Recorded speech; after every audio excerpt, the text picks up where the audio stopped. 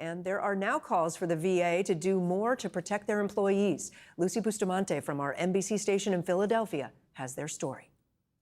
Very concerning to me that a management official at his level would want to be so bold as to send her those types of text messages and porn. We're calling her Joy.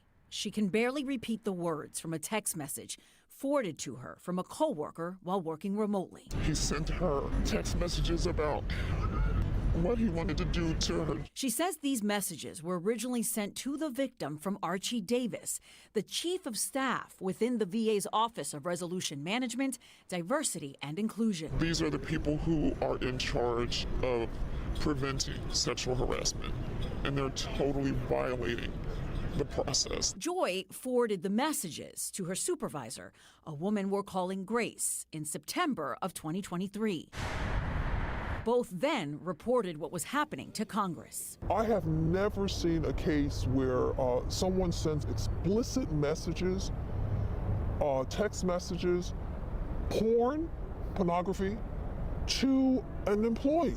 Their report led to Republican chairman of the House Veterans Affairs Committee, Mike Bost, to order an investigation of the office, sending this letter on September 29th to VA Secretary Dennis McDonough, asking him if he was aware of these allegations. I have no independent recollection of reading the letter or being aware of RMDI allegations. Secretary McDonough admitted during a congressional hearing on February 14th that the letter was put in the back of his file, and he didn't learn of the allegations until November. But Secretary McDonough says he cooperated with the VA's Office of Accountability and Whistleblower Protection and their investigation.